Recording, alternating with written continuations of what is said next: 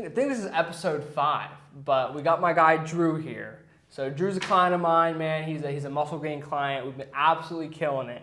So Drew, tell everyone a little bit about kind of who you are, where you're from, and how we know each other. I'm Drew, a regular 19-year-old. I'm from Wheeling. We went to school together. Yep. At Wheeling Central. We never really were like on the tightest path, but something about the fitness journey brought us together, and I think it's a good thing. So. Yeah. So me and Drew started working together. He reached out, and he wanted to get in shape. So walk through what made you first reach out to me, Drew. So we've known each other back and forth. I started doing some fitness stuff, but as we got into college, you reached out, and you're looking to get in shape. So walk me through kind of what made you first reach out. It's the mug, man. It really is the mug. The It's the mug, the man. mug. I tell you, seeing that every day on the story, it hit home one day, and I was like, got to do something. And that's sick. That quote I told you I saw in my management class is the maturity is the closing the gap between impulse and action.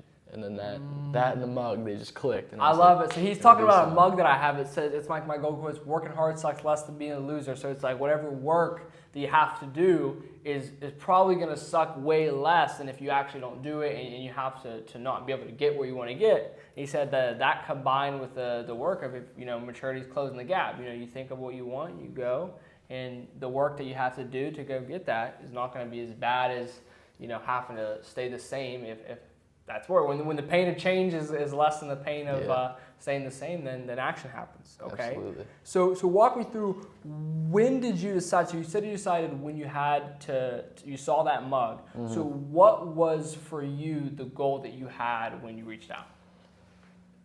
It's kind of like the standard goal in fitness, man. I mean, we all want to look better. You know, have a better body, have a better physique, feel good about yourself. I mean, it's pretty much the standard goal. Okay, cool. So for you, the goal was to really put on some size. I know you said definitely. You struggled, like you're not happy with being like skinnier, and you wanted to bulk up, put on some size.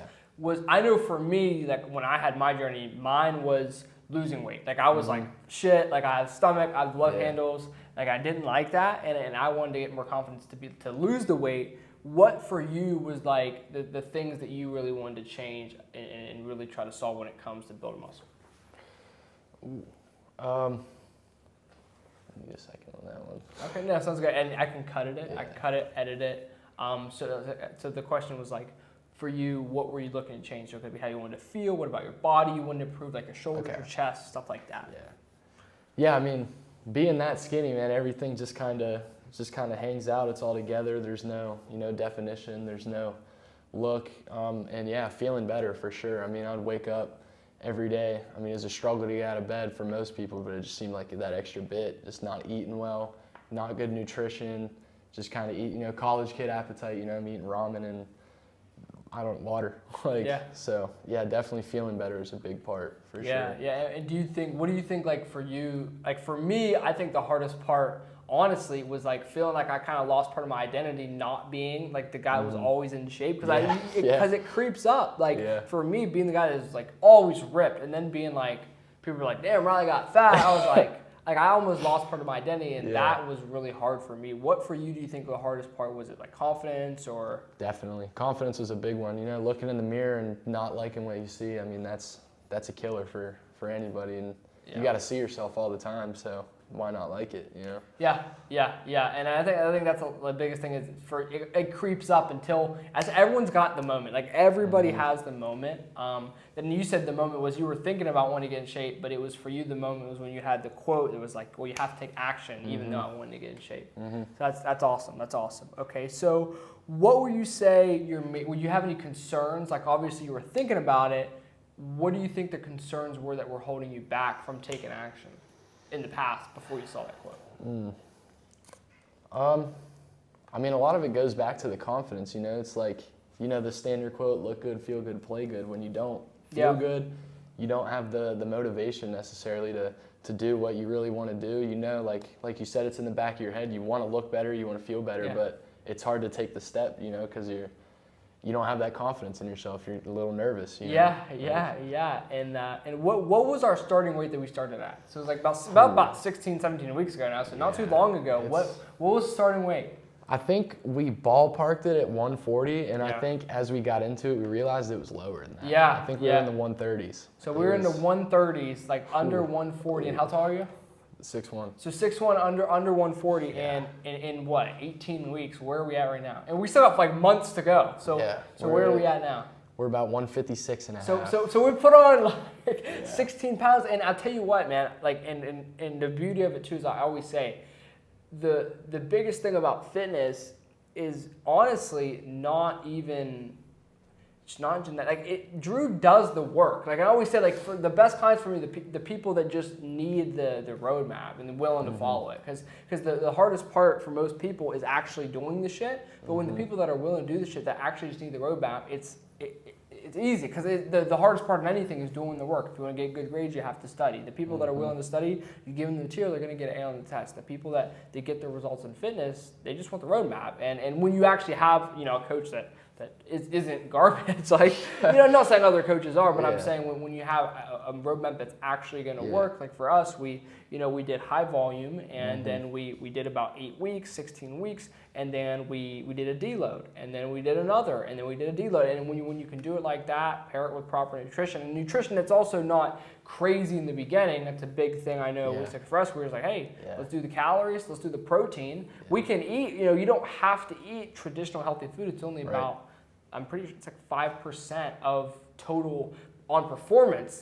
Food composition, long-term health. Obviously, you want to eat healthier, but when you look at performance, it's 80% calories and macros. It's 5% supplements, 5% food comp. And it's 10% meal timing. So you get 90% of your results if you just eat the right calories and macros and do 3 meals a day. Yeah. so that in reality this works. When you try to switch to more traditionally healthy foods or even do the macros, it goes up, lights up for there. Yeah. Okay, so I guess I would say so yeah. Weight now is what we're 18 pounds up. Like 18 pounds up in about 18 weeks, which about a pound a week is about the max, especially. Coming from like you said, a skinnier position and having a lot of room to grow is very, very typical. And we're maximizing, what is typical. Okay, so let me ask you this. How do you feel now versus in the beginning, confidence-wise?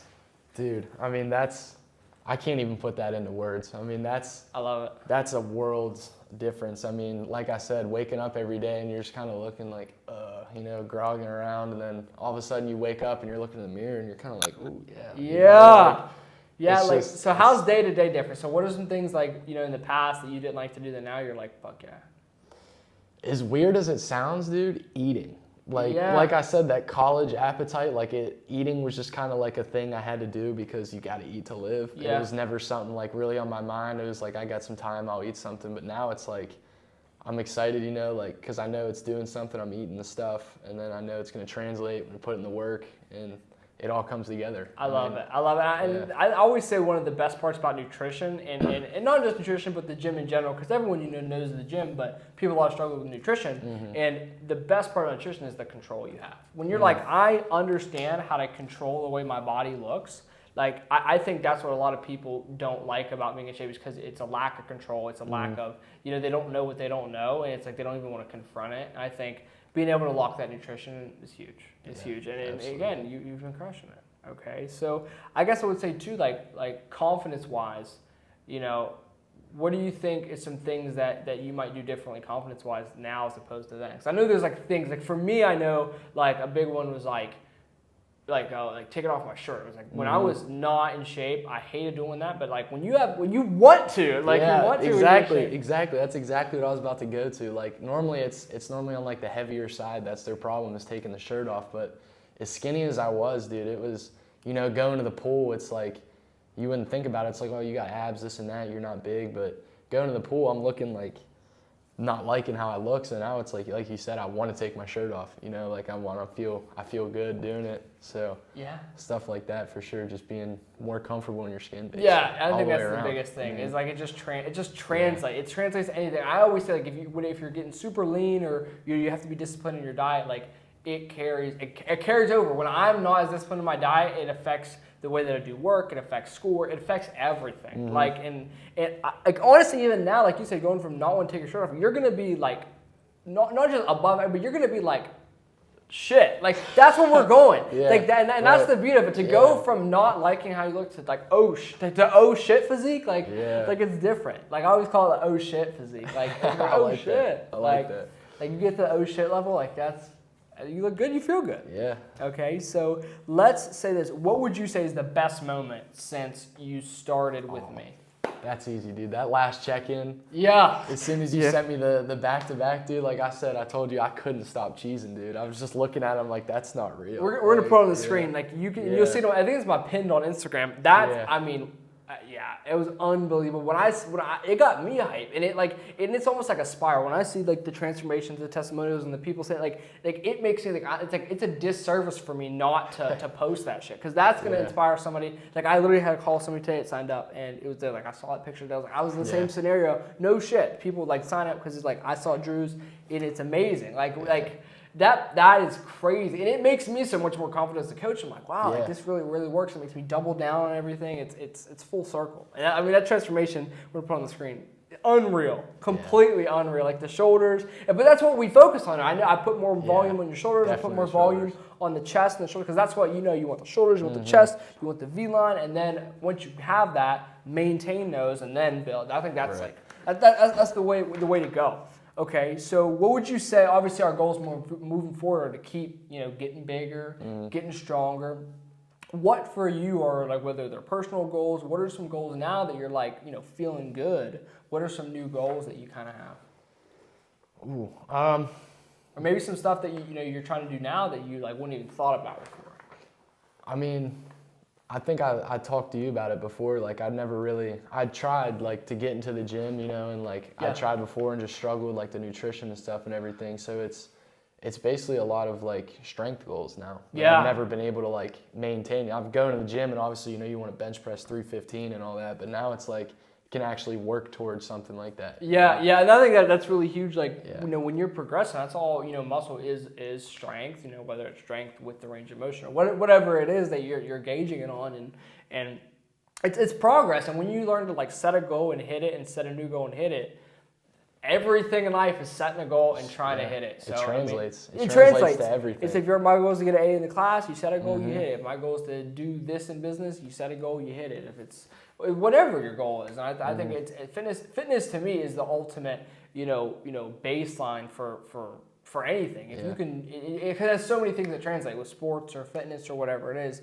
It's the ultimate translator. You can wake up and do things that you necessarily sometimes maybe don't want to do, or you do things that are boring sometimes. Like, sometimes your diet might not be super fun, and I'm an advocate for me personally. I'm an advocate for more boring diets. When I see people doing this like intermittent fasting just to eat like pizza, like I'm like, I admire you because you can do that. But for me, I like the boring shit because I know I'm gonna eat that and be like, okay, that's good. I don't need it anymore. You know what I mean? I'm a big advocate for the boring shit. Okay, so let me ask you this. So what advice would you give to somebody who's in a similar position as you before? I mean, it's just 2 words, dude. It's do it. Yeah. You gotta do it. I mean, that's where I was in the position for probably years, I would even say, where I wasn't feeling that great. I wanted to do something about it, and I never did anything. I tried and would fail because I wasn't doing it right or whatever it was. But once I finally reached out, dude, like, it's literally been life-changing. Like I said, like, you just gotta do it. You struggled with it for 18 weeks or for years. And then you did it, and 18 weeks after that, you fucking feel like not even a fraction of the time, completely different. Yeah, and it's with everything. At the end of the day, like, you don't know what you don't know, and then you do it, and you want to feel like you never felt. You got to do something you never done. That's it. Okay, so I guess we'd say, what would you tell somebody other than just do it? What would you tell someone who maybe had concerns about getting a coach? Like, what would you maybe tell that person who's like concerned about getting a coach? I mean, I would say, I get it. It's kind of like I don't want to say nerve-wracking, it's not necessarily the word, but it's almost demoralizing in a way.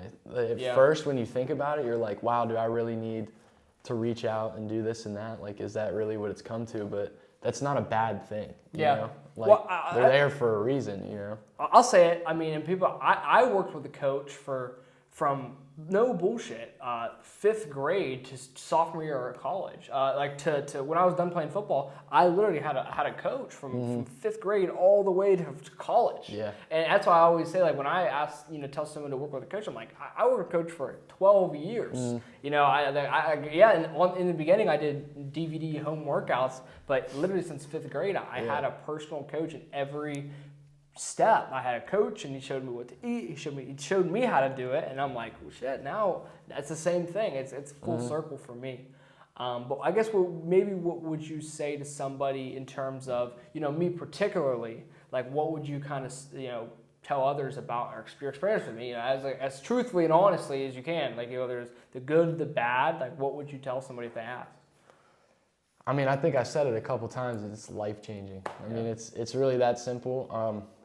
I mean, oh shoot, I lost my word. I'll ask it again. I want to ask the question about it. Okay, awesome. So what would you tell somebody who's thinking about working with me? What would you tell somebody about your experience working with me just over the last 18 weeks? I mean, I said it before, it's life changing. I mean, it's great. Obviously, I know I'm sitting here saying I'm feeling good. The only bad that I would say is if you don't like to go hard, this is not the guy for you. I mean, plain and simple, man. I mean, there's not a lot of, you know, we live in Wheeling. You know, there's not a lot of as many opportunities around here for a lot of different things as there are, you know, in certain other places, like all the big fancy gyms and all the coaches and whatnot. So now we got one around here, man, and it's great. Yeah, so, I appreciate it. I appreciate it. And, you know, at the end of the day, like I said, you got to go hard. And, you know, if your goal is to really, you know, get the best possible results, I'll give you the best possible plan, and it's up to you to execute it. That's right. At the end of the day, whether you're trying to lose weight, whether you're trying to, you know, get in the best shape of your life, or whether you just want to lose a couple pounds, all right, there's going to be, you know, a set plan and a set plan of action that's going to go into that. And I'm going to craft it up for you, and we're going to, you know, get our asses to work. That's what we're going to do. That's right. But other than that, I mean, is there anything else that you might want to tell somebody who's on their own fitness journeys, or anything else you might want to tell somebody who's struggling with it? You know, I know you said just do it, but I didn't know if there's anything else maybe. I mean, just keep at it, dude. I mean, I've said it a few times now. It's literally changes your life. Like, if you want to feel better, it's this simple phrase: look good, feel good, play good. Whatever it is you're doing, it comes down to that. You just, like we said, the nutrition and the diet and all that, and fitness is the baseline for almost everything in life. So if you want to just improve anything as a blanket statement throughout your life, fitness is a great way to start. So just keep at it. I love it. Sure. I love it. I love it. It's been Drew Murray. We're killing it. We're going to keep killing it. I appreciate you, my guy. Sir. Thank you.